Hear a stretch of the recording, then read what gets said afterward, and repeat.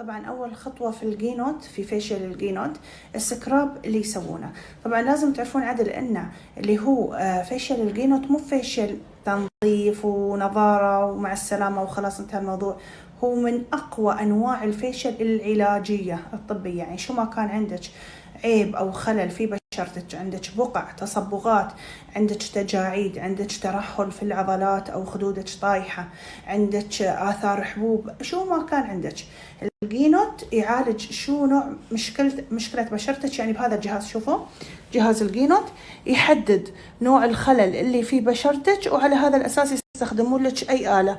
فياسا أقول لكم ما يتوفر في أي مكان الجينوت إلا في الأماكن اللي جدا جدا فخمة، ومو أي حد أصلا يتقن استخدامه. فعندك ترهلات في الوجه يحلها، عندك بقع، تصبغات، يستخدمون لك مال توحيد اللون، تبين تفتيح تبييض يستخدمون مال تفتيح التبييض. يعني كل مشكلة ولها حلها مع الجينوت. عقبها بنوتات تحط لكم اللي هو سيروم الإيج سمم اللي هو مال الجينوت، يكون فيه الفيتامين سي المركز للتبييض والتفتيح. وعقبها بنوتات تحط لكم اللي هو سيروم. والحين بنوتات بتبدأ بخطوة المودلج فيزاج، اسمها مودلاج فيزاج اللي هي مال مساج للعضلات، لأنها تمرن العضلات وتهيئها قبل ما تحط عليها الجهاز والحرارة عشان تشتد عضلات الوجه بالكامل، يرفع الخدود، يكنتر الوجه، وصدق صدق يعني يخليك تبينين أصغر بالسن 10 سنين ورا من كثر ما يشد الوجه من الداخل من أعماق العضلات والبشرة الخارجية أيضا.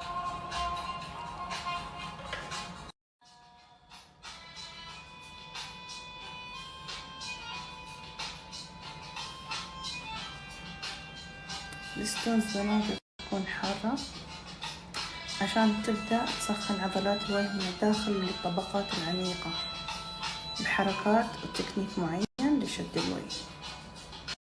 شوفوا ما شاء الله تبارك الرحمن من بعد المساج كيف البشرة تصير مشدودة.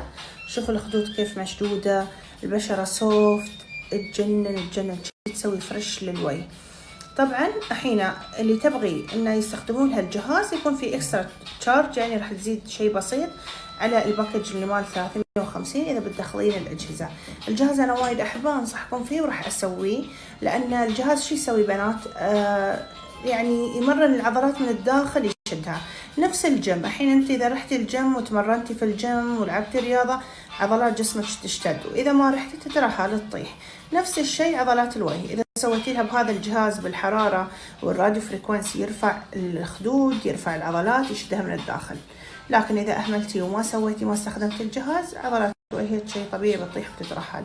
فهو شيء علاجي ونتيجه تقعد معاك للابد، مو بشيء مؤقت او نظاره بساعه وساعتين وخلاص.